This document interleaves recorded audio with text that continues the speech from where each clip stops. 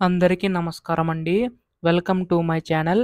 AP రాష్ట్ర వ్యాప్తంగా ఉన్న పెన్షన్ తీసుకునే పెన్షన్‌దారులందరికీ కూడా రాష్ట్ర ప్రభుత్వం అయితే శుభవార్త అయితే చెప్పబోతుందనమాట.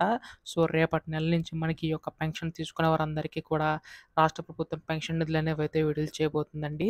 అయితే కొంత పెన్షన్‌కి సంబంధించి గాను కట్ చేయడం అనేది జరుగుతుందనమాట. అంటే తొలగించడం అనేది జరుగుతుంది. సో, ప్రస్తుతం దానికి సంబంధించి కానీ ఎప్పుడు తొలగించబోతుంది? సో, ఎవరిని తొలగించబోతుంది? అనే దానిపై ఈ వీడియోలో పూర్తి స్థాయి సమాచారం తెలుసుకోవడానికైతే ప్రయత్నిద్దాం. ఈ వీడియోనైతే ఎక్కడ కూడా ఆపకుండా చివరి వరకు అయితే చూడండి. అంతకంటే ముందు కొత్తగా ఎవరైనా మన ఛానల్‌ని చూసినట్లయితే దయచేసి వెంటనే ఛానల్ అయితే సబ్స్క్రైబ్ చేసుకోండి మిత్రులారా. దీని ద్వారా నేను పెట్టే ప్రతి చిన్న లేటెస్ట్ అప్డేట్ కూడా మీరు ఎప్పటికప్పుడు మిస్ కాకుండా తెలుసుకోగలుగుతారు. అలాగే వీడియోకైతే లైక్ చేయండి. మరికొంతమందికి సమాచారం అయితే తెలుస్తది. ఇంకా ఆలస్యం చేయకుండా వీడియోలోకైతే వెళ్ళిపోదాం.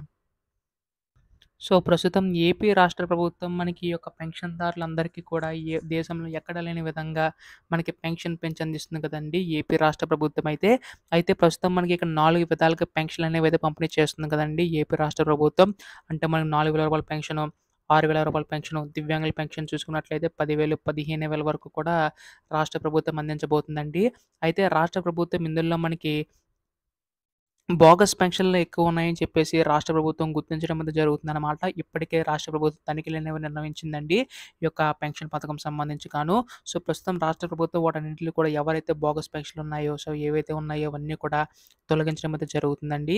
అయితే ప్రస్తుతం మనకి జూన్ నెల పెన్షన్ సంబంధించి గాను కీలక మార్పు అయితే చేసిందనమాట. అదేంటంటే మనకి జూన్ నెల పెన్షన్ సంబంధించి గాను ఒకరోజు ముందుగానే పెన్షన్ పంపిణీ అయితే చేయబోతుందండి. అయితే ఏపీ రాష్ట్ర ప్రభుత్వం మనకి హామీ ఇచ్చినట్లుగానే 1, 2 తేదీల్లో మనకి ప్రతి నెల కూడా పంపిణీ చేస్తామని చెప్పేసి అంది కదా!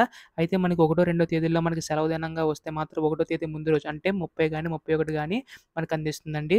రెండో తేదీ సెలవు వస్తే మూడో తారీఖునైతే మనకు అందిస్తుంది కదండీ! ఒకటో తారీఖున మనకి జూన్ 1న ఆదివారం రావడంతో మనకి మే 31నైతే పంపిణీ చేయబోతుందనమాట ఏపీ రాష్ట్ర ప్రభుత్వం. సో, ప్రస్తుతం దీనికి సంబంధించి గాని ఏపీ రాష్ట్ర ప్రభుత్వం తాజా అప్డేట్ అయితే ఇచ్చిందనమాట.